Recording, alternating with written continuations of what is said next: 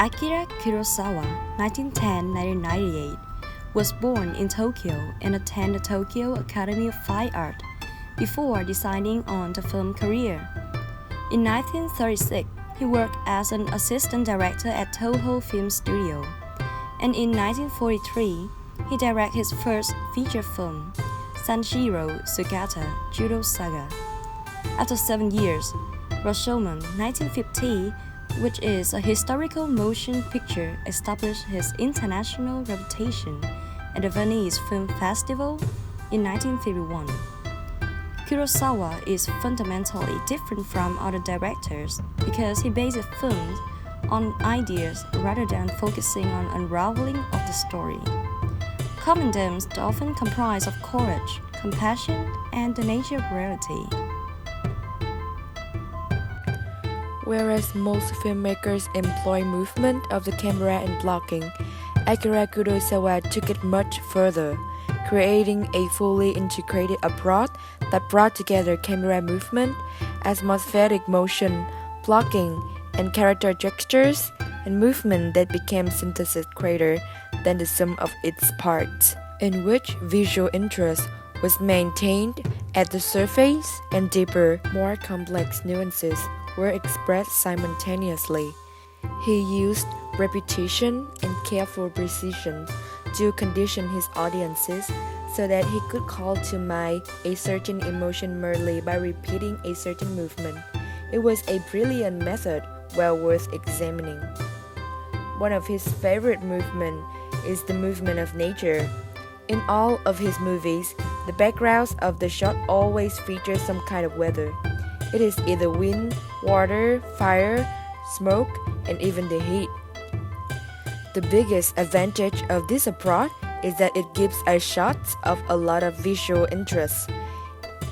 Even when people are still, there will always be something in the background to draw your eyes. For example, the rain in Seven Samurai.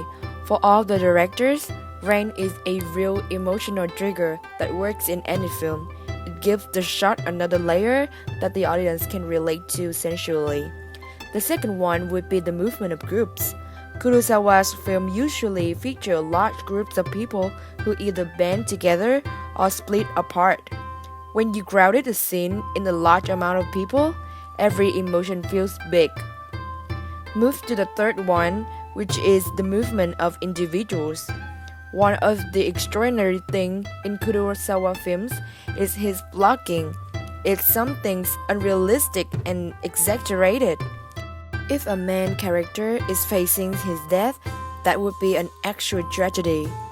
One of the greatest things in Kurosawa's way of direct is that he would often tell his actors to pick one specific gesture for the character and repeat it throughout the film.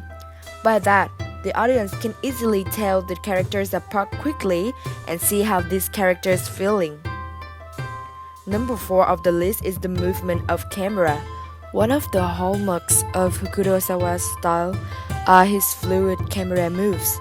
The camera can move from a over-shoulder to close-up to full shot in just a single unbroken take. Last but not least is the movement of the cut. An interesting fact about Kurosawa is that he is one of the few directors who work as his own editor. Often, the audience would pay so much attention on someone who is moving that they don't see the edit.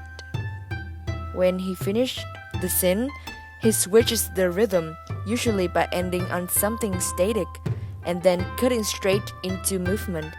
By switching up the rhythm, he keeps the audiences on their toes, because they could never guess the next cut.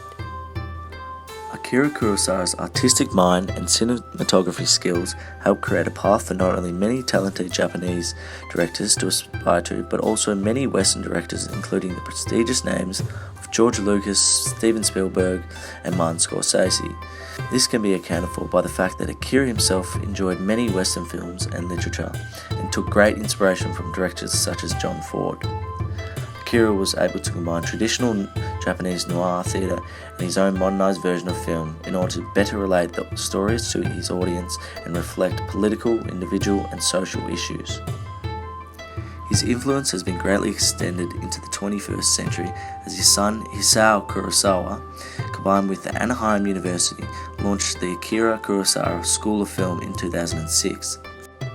Akira, through his masterful films, was able to display the richness of the Japanese film industry throughout the world, which has allowed many other Japanese films and directors up until today to flourish on a global scale. He showed the world and the people of Japan how films have the ability to express Japanese contemporary culture, emotion, and history, all on camera, which in today's society is continually being represented all around the world.